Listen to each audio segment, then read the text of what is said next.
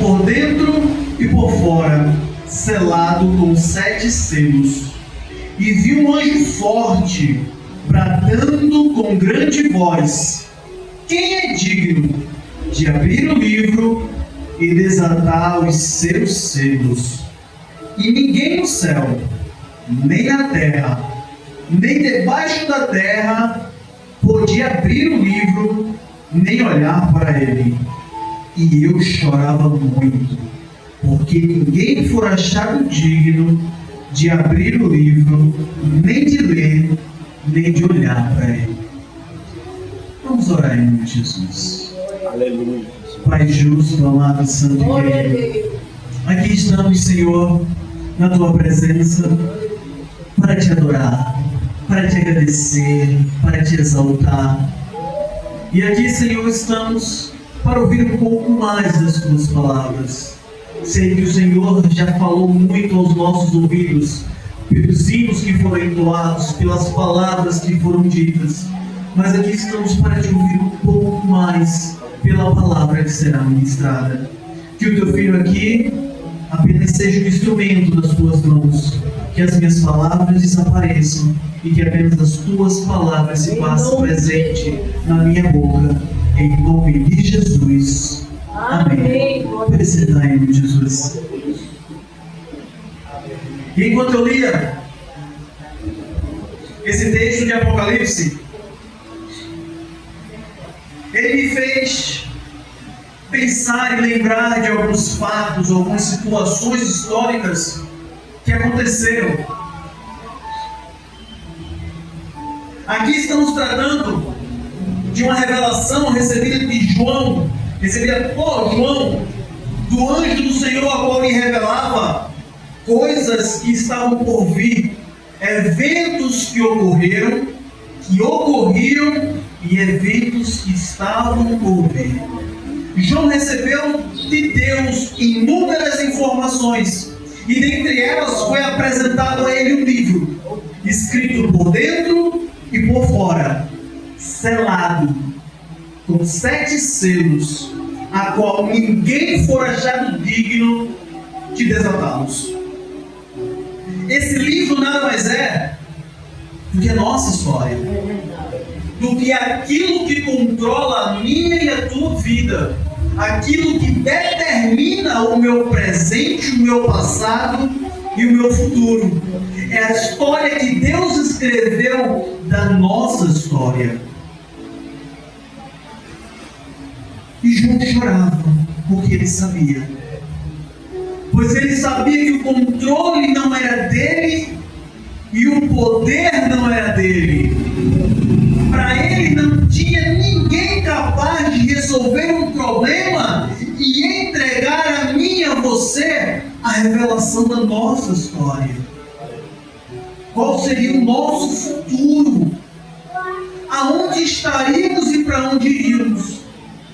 João se via incapaz de seguir à frente, pois a Bíblia nos diz que nem o céu, os anjos, os arcanjos, querubins e serafins eram capazes. Na terra, nenhum homem tinha poder nem autoridade, nem sequer para olhar para ele. Aleluia, Jesus. E muito menos no inferno. O diabo também não tinha tal poder para encarar este mesmo livro. E aqui eu começo a ver que este livro estava à destra de um ser muito poderoso. No capítulo 4, esse ser ele é discutido, ele é descrito como sendo o Deus Todo-Poderoso. Aleluia. E sobre seu poder estava esse livro. E em nossa história, homens surgiram para descredibilizar este ser tão poderoso. Homens estudiosos estudaram para descredibilizar e tirar da essência aquele que nos formou. Aleluia, No Jesus. século XVIII, alguns filósofos se levantaram e começaram a descrever, assim como um deles, o próprio Karl Marx, colocou em seus estudos e escritos, dizendo que Deus simplesmente foi criado pelo homem. Foi uma criação do intelecto humano que fez com que um ser tal existisse. Mas existe uma regra na natureza que eu não consigo criar nada superior a mim. A criatura jamais será maior que o Criador. E quem seria Deus criado por um homem? Quão pequeno ele seria? Quão mentiroso este homem é. Mas depois dele vieram outros tantos. Freud quis tirar Deus do inconsciente humano, querendo provar que todos os processos psíquicos não têm o dedo de Deus. Na sequência, outro homem chamado de Darwin, que veio com a teoria da evolução, quis tirar Deus da ciência, tentando provar e conjecturar que tudo que vivemos veio de uma evolução espontânea. Pois ele, um homem chamado Nietzsche, afirmou que simplesmente Deus está morto. Se um dia ele existiu, hoje não faz mais nada. Morreu. Um outro homem chamado, isso eu preciso escrever para lembrar, Dostoiévski, russo, simplesmente afirmou que Deus não existe. Um filósofo do século XXI, chamado Richard Dawkins, afirmou que Deus nada mais é do que um delírio. Um delírio do homem. Esse mesmo Deus, está no verso 1. Aleluia! À destra do que estava sentado no trono, um livro. Este que está sentado é o Deus que todos esses descredibilizaram. É mesmo. O único digno de segurar e pôr à sua destra o livro que contém a minha e a tua história. Glória, aleluia! Enquanto os homens lutam para descredibilizar o meu e o teu Deus, ele diz: quem cria a tua história sou eu. Aleluia! Quem escreve a tua história sou eu. Os pontos, vírgulas, interrogações e interjeições que estão na tua história, fui eu quem criei e permiti. Glória!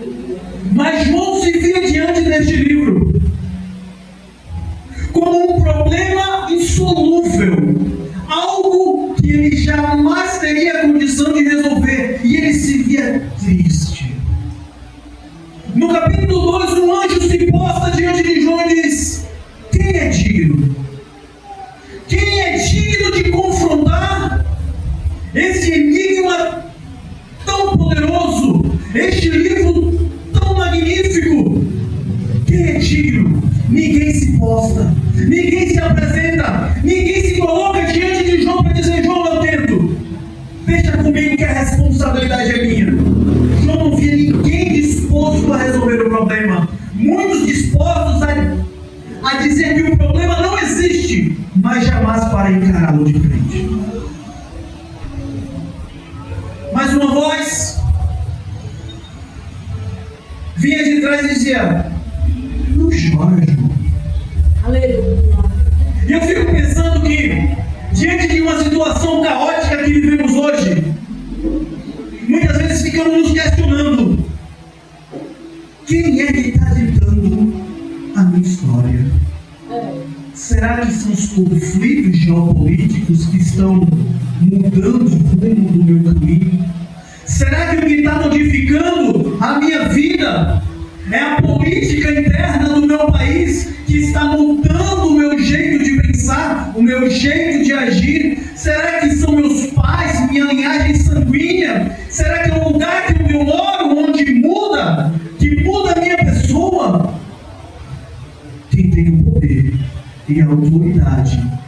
mudar e mexer na minha e na tua vida é apenas aquele que é digno de desatar os 7 selos. Glória a Deus. O único digno de tocar na minha e na tua história. O único digno de modificar aquilo que apenas ele criou. E quando João chorava, em desespero porque o seu problema não havia solução, alguém toca no seu ombro e diz: João, não chores. Aleluia. Porque a solução do teu problema, ela existe. Aleluia. Você não consegue resolver, mas isso não quer dizer que a solução não existe. Muitas vezes nós nos preocupamos porque nós não temos a capacidade de resolver. Enquanto na verdade a capacidade não tem que ser nossa. Porque quando somos fracos, aí é que estamos fortes. Glória. Quando o problema que João não conseguia resolver, chegou alguém e disse: João, vem aqui, João. Amém. Glória. E eu vou dizer um negócio a tu. Ele não veio para brincar, não. É mesmo assim. Ele está entre os 4 animais que tu viste, entre os castiçais de ouro. E ele tem nome, ele tem história e ele tem poder. Glória. Deixa eu te contar quem é. Aleluia. Verso 5.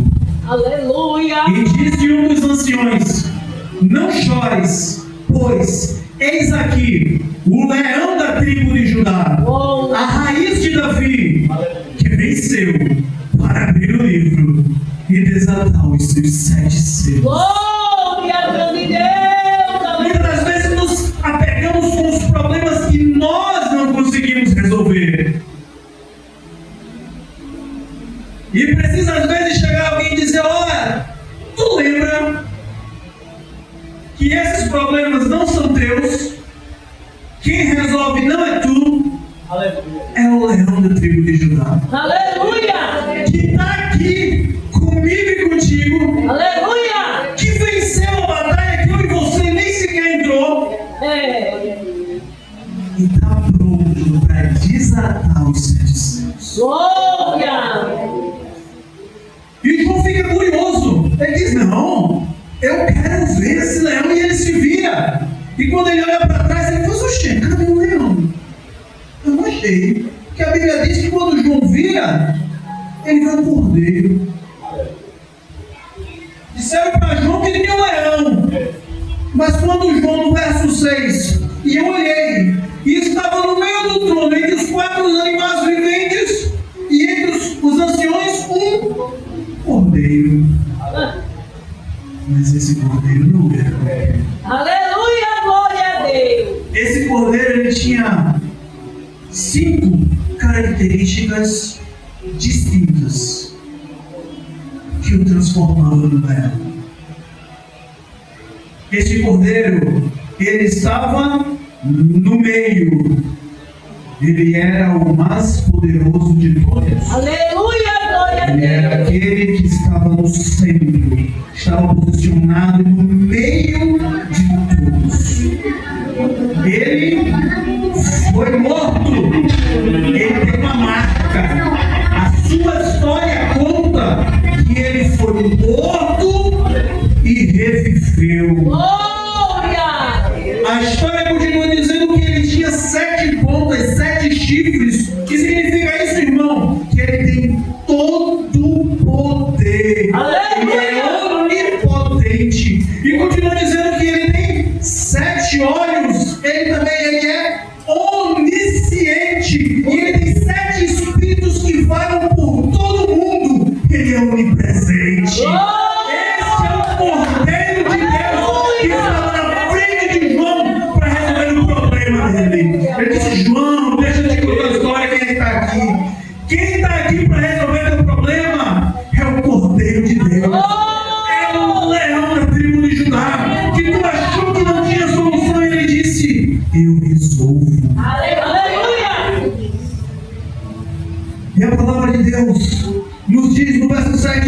veio e com autoridade, ele tomou para si o livro, a qual estava lá com aquele que estava sentado no trono. Ele disse: me dá, é meu, eu sou digno. Aleluia! Você não pode resolver, tua família não pode resolver, teus irmãos não podem resolver, teu patrão não pode resolver. Me dá, eu resolvo.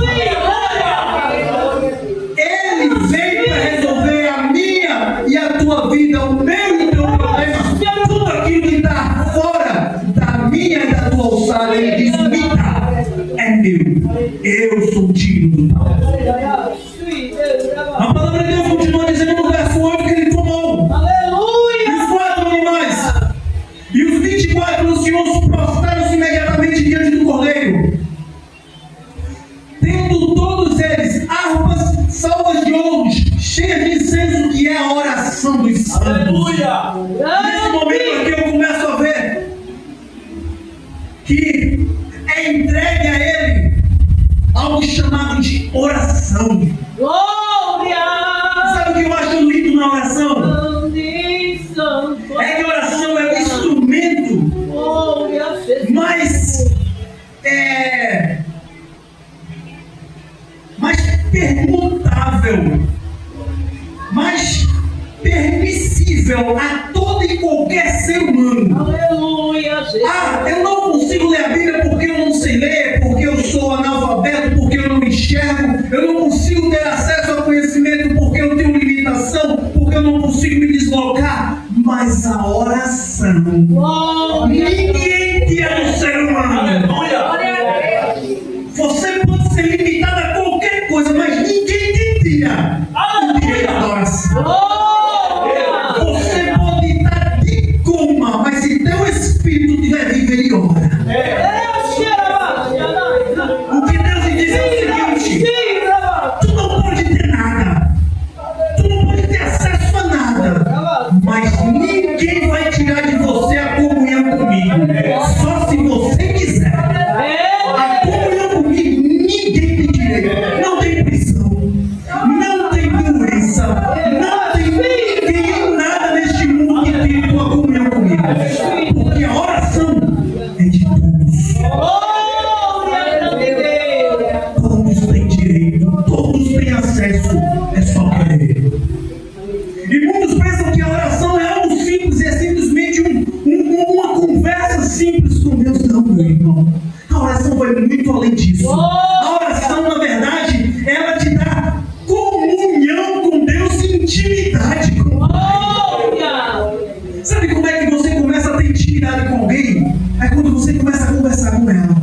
Sabe quando é que você começa a ter intimidade com Deus? Começa a conversar com Ele, começa a falar com Ele, começa a dobrar o joelho, começa a entregar os incensos de madrugada ao Pai. E aí você vai começar a entender o que é ter intimidade com o Pai. Quando o problema começa a ficar insolúvel, começa a entregar a Ele em oração, porque a oração é a solução de um problema insolucionável. A oração é a solução de um problema que já foi das tuas capacidades. Não dá mais. Dobra o joelho, vai orar, porque essa é a forma que os anciãos faziam, essa é a forma que eu e você entregamos a Deus o nosso incenso. Não teve mais. Dobra o joelho, fecha a porta do quarto e entrega a Deus. Aleluia! A palavra de Deus continua dizendo, no verso 9, que estavam cânticos dizendo: digno és de abrir, de tomar e de abrir os selos, porque foste morto com sangue, porque foste morto e com teu sangue compraste para Deus homens de toda tribo, língua, povo e nação. Aleluia! E neste momento eu vejo nosso Deus dizendo para mim e para você, que muitas das vezes nos questionamos: mas Senhor, por que eu vou evangelizar, Senhor? Por que eu vou falar a palavra de Deus para aquela pessoa? Por que eu vou falar de partir para fulano que ele nem vai entender. Ele não vai nem saber do que eu estou falando. O sangue do Cordeiro de Deus, ele não foi entregue a alguns, foi entregue a toda tribo, língua, Aleluia! e nação. Glória a Deus! E no momento que você estiver pregando para alguém ou ministrando para qualquer que seja, saiba que para ele também foi entregue o sangue de Deus. Aleluia! O sangue do Filho de Deus foi derramado para ele também. Toda e qualquer palavra ministrada aqui nessa terra para convite de salvação, todos são dignos. Aleluia! Todos são dignos de salvação, porque quando o Senhor Jesus morreu naquela cruz, ele não fez acepção de pessoas. Aleluia! Ele morreu por todos. E a nossa pregação não deve ser para alguns, não deve ser como Pedro achava no passado, que era só para os judeus. Deus se entregou por todos. Amém! Glória a Deus! Mas a palavra continua dizendo que para o nosso Deus os fizestes reis e sacerdotes. Muitas vezes nos vemos em casa destruídos, vencidos, derrotados. Deus não te constituiu por derrotado. Oh, glória a Deus! Deus ele te fez para ser rei e sacerdote. Glória! Deus te constituiu para ter autoridade e poder. Aleluia! Ele não se levantou para tomar um livro, desatar os 7 selos, para você viver de migalha. Desse jeito eu creio. Ele fez o que fez para que você tivesse autoridade. Grande Deus! Aleluia! Ah, irmão, tu quer dizer que eu posso sair aí mandando em quem eu quiser? Autoridade espiritual Glória a Deus! na tua vida. É, Quem manda não é o demônio. Na tua história, quem manda não é o diabo. Na tua vida, quem manda é o Senhor. Então essa autoridade Deus te deu para pisar serpentes e escorpiões, e nenhum mal te sucederá, nem praga alguma chegará à tua tenda. Deus te deu autoridade. onde Deus! A palavra de Deus continua dizendo no verso 11: E olhei, e eu vi a voz de muitos anjos ao redor do trono, dos animais e dos anciões, e eram números de milhões e milhões, e milhares de milhares, e com grande voz diziam: Digno é o Cordeiro que foi morto, de receber o poder e riqueza e sabedoria e força e honra e glória e ações de graça. Digno foi ele por tudo ele é, por tudo ele é digno. Aleluia! Por tudo que nós fizemos, fazemos e faremos, ele é digno. Aleluia! Ele é digno de todo o nosso amor, de todo o nosso louvor, de toda a glória que pudermos exaltá-lo. Pois tudo que ele fez foi pela minha e pela tua vida. A história que ele escreveu dentro deste livro foi com muito amor. Acredite, Deus, ele escreveu a tua história, Eu creio. a minha história, Amém. com muito amor. Glória a Deus! Ah, irmão, toda essa dor e todo este problema, entenda. Se você, quando olha para frente, o que você enxerga são os problemas, é porque na verdade você não está olhando para Deus. Porque enquanto você olha para Deus, não existe onda grande, não existe tempestade, não existe maremoto que te tire do lugar, porque o teu foco é Deus. Enquanto você está olhando para o leão da tribo de Judá, não importa se o livro está aberto ou está fechado, Deus, Ele é e sempre tem que ser o foco da tua história. Porque no momento em que você começa a desviar o teu olhar, tua vida começa a mudar. Mas a culpa não é de Deus. Você parou de olhar para Ele. Certa vez, um homem estava cortando o cabelo e o seu cabeleireiro, ele era ateu, e chegou a questionar para o seu cliente, que era cristão, por que no mundo aonde ele pregava de um Deus tão amoroso era tão mau, um mundo tão perverso, aonde guerras era que ministrava e ditava ordem. E ele questionava: aonde está esse Deus? Esse Deus de tanto amor que ele prega. E aquele homem calado estava, calado ficou. Se levantou, saiu do salão, olhou para os céus e perguntou: Senhor, o que eu digo para esse homem? E ao lado da barbearia tinha um homem, um hippie. Quem não conhece são aquelas pessoas que gostam de roupas mais simples, cabelos mais longos, extravagantes. E ele pediu licença para aquele rapaz e pediu para ele entrar na barbearia. E ele entrou. E chegou para o barbeiro e perguntou. Na verdade, ele afirmou: olha, eu tenho uma afirmação para te fazer. E ele fez: que afirmação? Não existem barbeiros. E ele: oxe, que eu que sou o quê? Aí ele disse: se existissem barbeiros, não haveriam pessoas tão cabeludas quanto esse homem.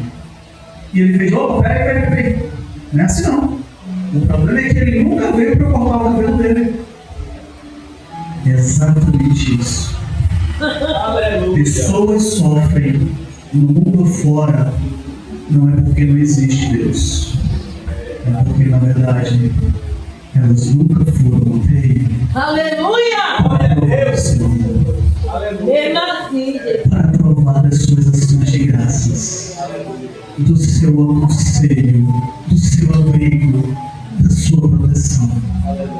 Enquanto as pessoas brigam por proteção com armas, com muros altos, com cercas elétricas, o Senhor chega para mim e para você: pega o meu fardo, ele é suave. O meu jugo, ele não machuca.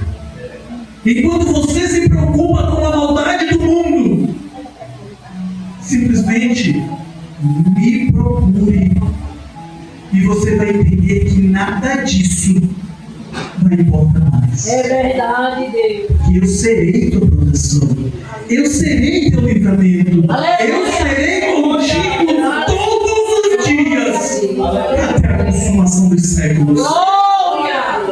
E quando João começou a entender isso, que o problema dele não estava sendo resolvido, porque na verdade ele não estava vendo ainda a solução do seu problema, que era o leão da tribo de Judá. E alguém chegou para ele e disse: olha, a solução do teu problema está aqui. Tu quer? Ele disse: eu quero. Porque eu não quero estar longe da solução dos meus problemas. Eu quero que ela esteja comigo todos os dias. Eu quero que esse que resolve tudo durma do meu lado. E a palavra de Deus termina dizendo no verso 13: e ouvi a toda criatura que está no céu, na terra e debaixo da terra, e que está no mar, e todas as coisas que nele há, dizendo: ao que está sentado sobre o trono e ao Cordeiro seja dadas ações de graças e honra e glória e poder para todos sempre. Amém.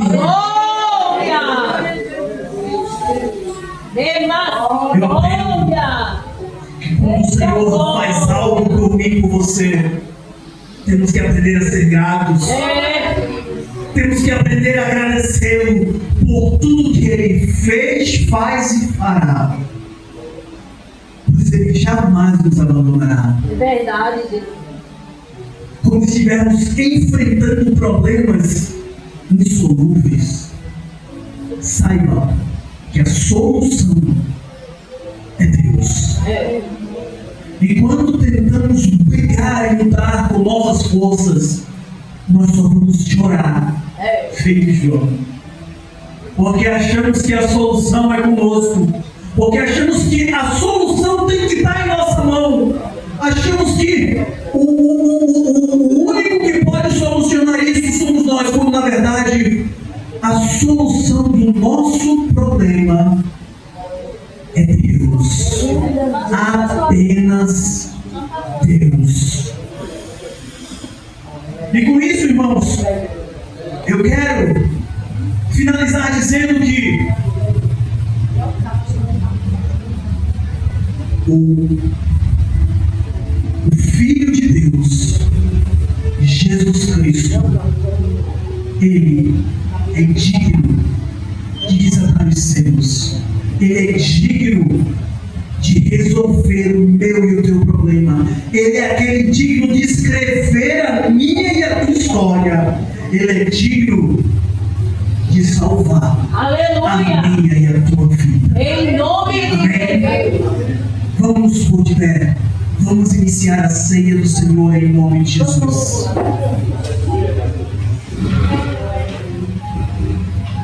Deus.